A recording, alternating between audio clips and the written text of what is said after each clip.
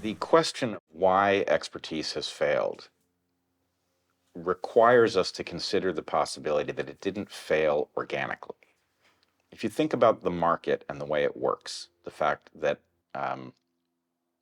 to a high degree, making money in the market provides you power, political and otherwise. What makes money in the market? Superior information. How do you get superior information? Well, you do it in part by not supporting a system that makes information public. In other words, we're seeing the failure of all of our public truth-seeking apparatuses. We're seeing it in journalism, we're seeing it in universities, increasingly we're seeing it in the courts. And you don't need to imagine that people got together in a conference room and decided to destroy truth-seeking. What you need to imagine is that there are a lot of people in some sector who have an interest in being ahead of their competitors and therefore just have an instinctive revulsion at the idea that truth is going to be sought in a university, it's going to be published in journals that everybody can read, and we're all going to then make hay out of it. That sounds rough. If, on the other hand, you can privatize the truth-seeking and the public is left to flail with inferior tools, well, then you're ahead. And so people who tend to think that way do tend to be ahead, and they have more control over whether our system finds sanity than would be ideal for us. So this is actually an example of the model that I think you need to have in your mind in order to understand how to deal with the question of the very real fact of collusion and the obvious fact that those who think in terms of is conspiracy taking place can easily have that explanation run away with them because it's so hard to falsify. So I would argue, in my mind, I call the force that opposes meaningful change, the force that prevents us from moving in the direction that we should obviously go, Goliath, right? I use that because it reminds me of what sort of power we're up against and who we are collectively. But Goliath is a being composed of two parts. There is conscious collusion. We all know it.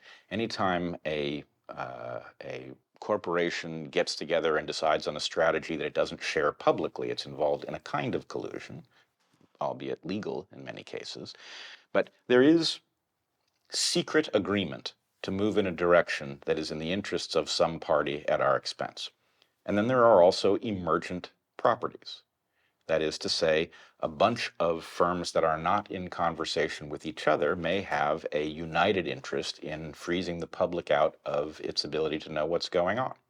And they may find common cause, they may support the same pseudo-journalistic institutions that manage to misinform us so we don't see what's coming.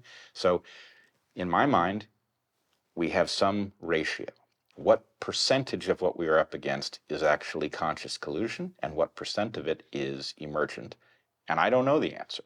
So I know that I don't know the answer, and I know that it's a slider. It could be that most of what we are seeing is emergent. It could be that most of it is the result of collusion, and I don't think it's wholly either one, but it can range from 0 to 1, and that's the way to think about it, the way to maintain it in the mind so that you can always adjust the slider with the evidence.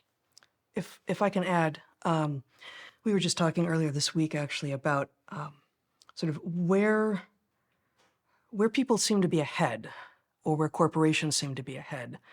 There are, and perhaps these aren't enough categories, but there are at least two broad categories of ways that they could have gotten ahead. It could be some kind of insider information, collusion, conversations with people that aren't public, et cetera, or it could be insight. And we tend to imagine that those who are ahead, those who are doing well in the market, those who are bringing something that appears to be new, are doing so through insight, because that's the classic way. That's the honorable way. That's what we all think about when we imagine market innovation.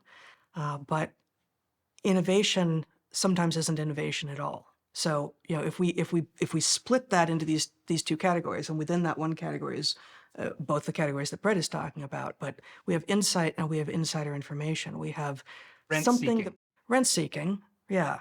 Something that propels you forward uh, based on who you know, as opposed to what innovative, new, analytical, creative things you have thought. And it's harder to do insight than it is to do rent seeking. I would also point out that it's not, if we take a recent example where we now know enough to say what took place, at least at some level, it's not wholly one or the other. The case of the mRNA platform that was sold to us as vaccines, there is a very real innovation there. Not a safe one, not one that you could rationally deploy into humans, given what we knew as of 2021. But a combination strategy that took this highly innovative technology and fused it with lies, frankly, that kept the public in the dark about their own well-being, medically speaking, that combination turned out to be very profitable.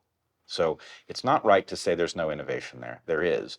And it's not right to say that this was, it wasn't entirely smoke and mirrors, but the smoke and mirrors made the innovation that wasn't ready for prime time viable in a way that it wouldn't have been on its own. One of the things I'm hearing is that we have the baby in the bathwater, and it's not always clear what's the baby and what's the bathwater at any given time. Like, what is legitimate progress, innovation, and what is some corrupt rent-seeking shenanigans that's basically taking from one to keep to give to the other to keep for myself. Is that fair? Is that like one way to think about it? When we look at like what's happening in our world, it's like what's worth. That's the hard part, right? What's worth saving of our institutions and of our leadership, and like what is like, no, you need to go. You're not a contributor anymore. The problem is that the answer to that question is simultaneously absolutely apocalyptic and better than you think. This job isn't as hard as it looks, right? Good governance is never going to be perfect, but it's doable. We know how to do it. And the key ingredient is really the independence of the evaluators of policy from the profit. If you mix those two things, it becomes hopeless, because the people who profit by, if they make their slice of the pie bigger at the expense by shrinking the entire pie for the rest of us, then they get ahead and they get more control over policy. So if you don't have a firewall between governance and profit made in the market, then this is the inevitable outcome, right? You will eventually get loopholers enlarging the loopholes until that's all you've got. On the other hand, if you configure your way to just simply firewalling these things so that the people who end up with more power in governance are the people who have actually blocked the activities that were really bad for us and fostered the activities that were good for us, right? Not 100%, but just so that we, beat the odds. If you make that the key to success in governance, then the system fixes itself. Never perfect, but it's going to work. And really, that's the question, is which side of the divide are we on? Are the rent seekers going to come out ahead of the rest of us? In which case, I can tell you how this ends. Or are the people who seek rent rather than innovating going to actually suffer because they've wasted their time on rent seeking, which is expensive, right? If that's the world we live in, then the world will fix itself. We don't have to micromanage it. And the problem is we've let this go for so long that it now seems preposterous that we would have good governance. Many people don't even believe it's possible, and that's a pretty hopeless situation. But it's really, this is the result of letting it go. We should have dealt with this when it was obvious 25 years ago, rather than waiting until it's an absolute crisis of governance. So it's funny because I think we probably agree on a lot of things, but we might be at the fulcrum of where I find what you're saying challenging. So I want to like dig into that in a couple places. One is you've set up a dichotomy that I want to challenge, and which is that there's really just one thing. You're referring to the public and to us and to we, like there's a unified singular public, us and we, right? Like there's this like rent seeking cohort or set, and then there's the public. Help me understand that, because I'm not sure that's true. Is that just linguistics? Is that just a shorthand? Like, help me understand what you mean by that. Yeah, it's a shorthand. there's a we in this room, right? This is not a natural we. It doesn't go on, indefinitely. But is it a fiction to refer to it? No, there are purposes for which the we, if there's a fire in this building, the we in this room is a real thing that has to figure out what to do next, right? 3 weeks from now, this we isn't here. And so the question, well, who is we now, right? Is we, are you going to redefine it for every context? And the answer is, yeah, I'm going to. And it's the same thing for they. Sometimes there's a they that engages in collusion against us, but the they that engages in collusion against us then suffers from some of the dysfunction that it creates. So, are they victims or are they perpetrators? They're both. So Well, who I is have, us in any given context? That's kind of my question, because I feel like a lot of these forces and battles we're confronting are differences in values that are expressed by multiple we's. There's large groups of people that believe the world would be better with one set of values, and they're different and disagree with this other large group of people and multiple. I have an example of what I think you're talking about. And correct me if you think I've got any of these details wrong. NIH, National Institutes for Health, which is one of the main funders of all science, and I think the primary funder of medical research in the United States, has, of course, many sub-directorates, and that's the language of the NSF, with which I'm more familiar, but sub-institutions within it. And of course, during COVID, we all became aware of NIAID, which is, I believe, National Institutes for Allergies and Infectious Diseases, which since the mid-'80s has been run by Fauci.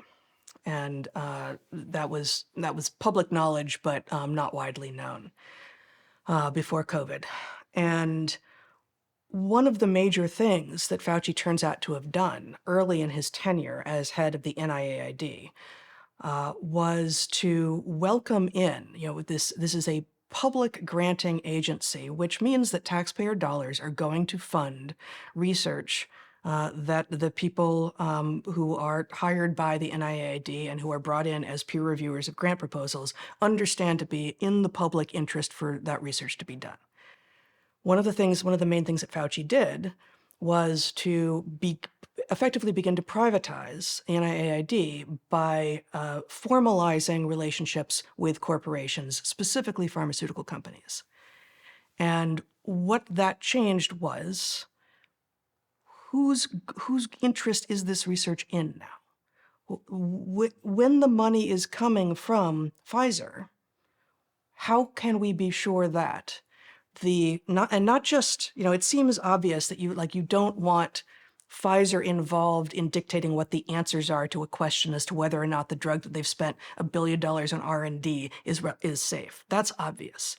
But how about if they get to decide much more cryptically to everyone who's not in academia or medicine, what if they get a person on the panel that decides, okay, of these 100 grant applications, which 8 shall we fund? Or 18 or 28 or whatever the percentage is, but it's less than half, right? So it's not going to be obvious. These are going to be subtle pressures that once you have someone representing a force that is inherently not interested in the public good, it is inherently interested in private profits, making decisions that are masquerading as in the public good, that I think is one example of what Bret means when he says we. We want research to be done that brings to bear to reach first all Americans and then hopefully all of humanity drugs that are actually safe and effective. An understanding of cancer that doesn't only look at half the equation but looks at all of the equation and understands what the trade-offs are.